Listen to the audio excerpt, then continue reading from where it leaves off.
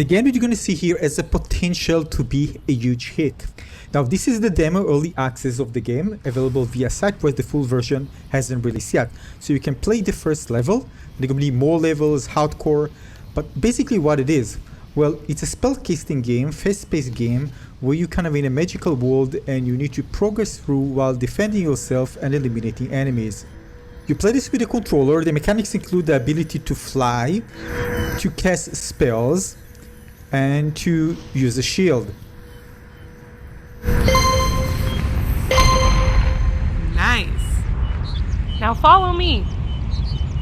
So at the beginning of the game, there's going to be a tutorial that explains to you all the different controls. Once you finish it, you're going to start the game. Now there are different checkpoints you're going to find out. They're kind of highlighted. There's also a kind of a potion that you can take that give you extra health. If you fail, you're going to start from a checkpoint, and if all your lives are depleted, you're going to start straight from the beginning. Now with the ability to sprint, to stop in place, and to fly and stop in place while flying, and you can even with your fireball move your hands fast in order to cast a fireball which you can redirect towards enemies. Then you can see that I can spawn a shield by lifting my hand and pressing the trigger, and I can do this with the second hand to have two shields altogether. Sorry, the two hands. Keep in mind also that the shield will protect you against one hit. If you want to protect yourself again, you need to again deploy it again. Great. You might not believe it, but that's all. Now the thing is, this game suffers from what many other VR games suffer. This is clunkiness with the movements. Now I'm not saying that it's towards the worst side, not at all. It's actually felt amazingly well, very accurate, and sometimes you need a lot of practice in order to really get into it and until it's fluid, especially in a fast-paced game.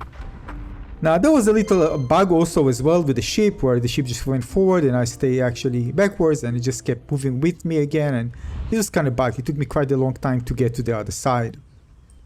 That being said, it's early access, the game hasn't been released yet, it's just a demo, so I'm sure the developer will fix that, well, at least after seeing this video. Nonetheless, so regarding the controls, so in my opinion, and this is based on my experience in similar games, is that when you make controls, especially by the way when you play seated, depends if you're playing standing seated, sometimes the movements, the game requires you to make kind of more longer movement in order to detect it, and the algorithm behind it is kind of, you know, there's a starting point and the end point, and it's kind of calculate how it works. The thing is, sometimes the movement is a bit too long and it really requires you a long movement in order to, for example, just raise the shield.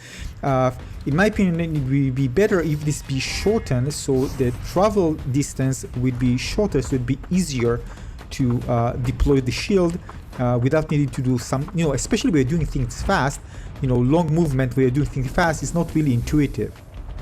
So again, it also depends on your hands physically, and again, because this is one size fits all, sometimes it will work for you, sometimes it will feel clunky. And I hope, by the way, that the calibration at the beginning of the game, where it tells you to hold your hands, you know, at the bottom and then raise them to the top, actually take that into account to the movement algorithms to, you know, so it will actually work well. Here you can see I got hit and I died and I start from the previous checkpoint. But for me, it felt very clunky, quite clunky, and I just understood how to make the movement, but still it felt clunky.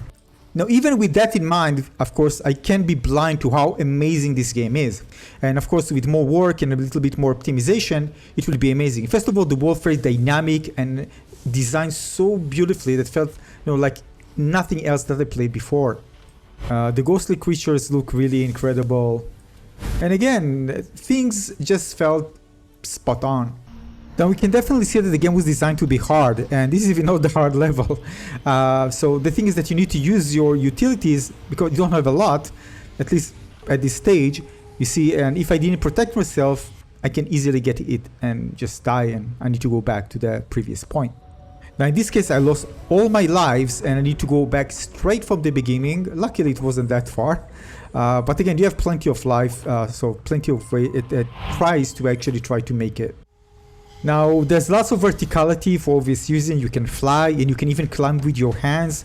So all these mechanics together led to the fact that a developer can really design a level that looks incredible and magical. Reminds me of kind of floating islands in Avatar. and it really feels great flying with your wings, and very easy to control everything. So in that aspect, in terms of the controls, amazing. Again, just a few, of course, things to make it feel clunky, it would be just perfect. Now, of course, in the second one, I understood, well, come on, use the shield. Come on, why you need to get hit and die? And then I used the shield. With one hand, I could actually use fireballs, you know, and just cast fireballs towards the enemies while holding a shield.